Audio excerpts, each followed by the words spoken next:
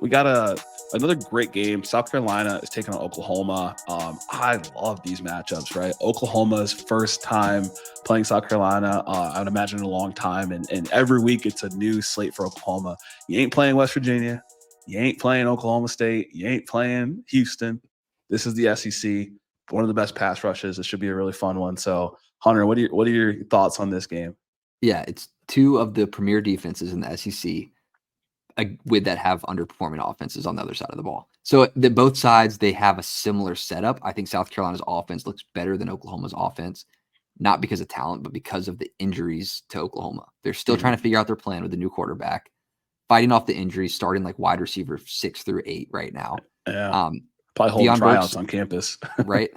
I want to talk a little bit about Deion Burks in a second, but if they can get him back, that would be a huge help to this game. Still a game time decision. South Carolina's offense, they're showing glimpses of star power from Lenore Sellers that just seems to be overshadowed by turnovers and taking sacks. So he'll make a great play, and then he had the one like last week where he threw the ball off his own helmet for a turnover. So the lopsided stat of this game, Oklahoma 14 forced turnovers on the year from the defensive side. South Carolina offense 12 turnovers on the year. So that just before paints the picture of kind of the lopsidedness of where this game could go. Dive into it more, but I think that might paint a picture here. Yeah, and when you talk about the turnovers, is there a team that you think has a better chance to force more turnovers in this game, or is it going to kind of be an even? I fumble and then they give the ball back a couple plays later. What are your thoughts there? Well, I think Oklahoma's defense is going to get some turnovers in this game. I think Oklahoma's defense has extremely deceptive looks defensively. Venables is great at doing that, and that's why they won the Auburn game, is forcing a guy. I don't want to call him Peyton Thorne a veteran, like he's, some all-star, but a guy who's not a freshman rookie quarterback and forcing him to throw a ball that lost them the game into a deceptive coverage. You get a guy like Hawkins who doesn't have that game experience in reading defenses. He could be great at it, but you show a look like that, have a great pass rush. You got these linebackers that are great at Oklahoma. Yeah. I think, not Hawkins, sorry, Lenore Sellers. I think you force him to make some poor decisions. Definitely. And I think, another key for this game when I'm looking at it is for Sellers and for this offense, getting Raheem Sanders involved. Last week, he only had about 68 yards. The previous week, he was, rushing way more efficiently. And he's been a big piece of that two-headed monster when it comes to this rushing offense, which is a key for South Carolina to drive momentum in some of these games. Obviously, this Oklahoma defense is going to pose a really strong test to that rushing game, but it's shown that there is some rushing opportunities in past games.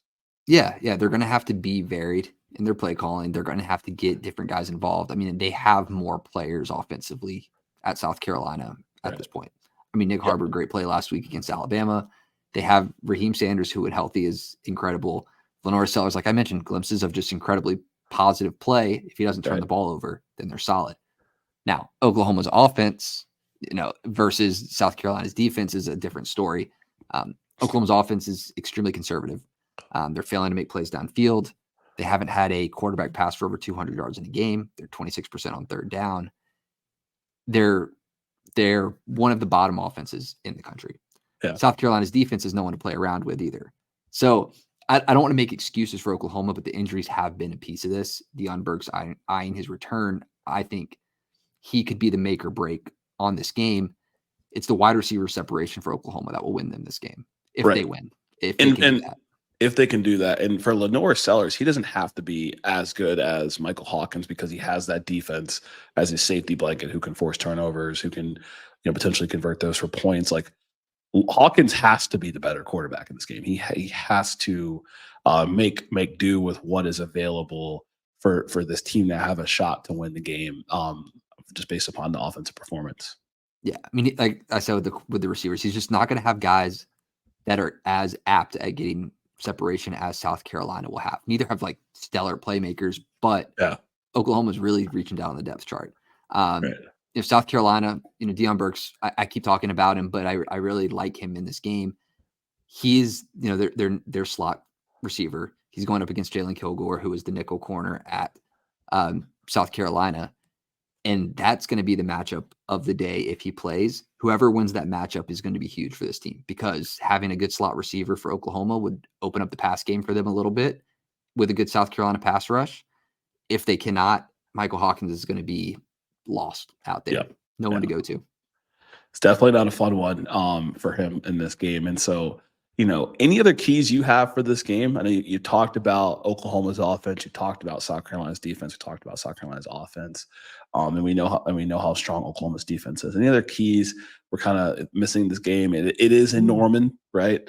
Yeah. It is tough to play in Norman on a Saturday during the day.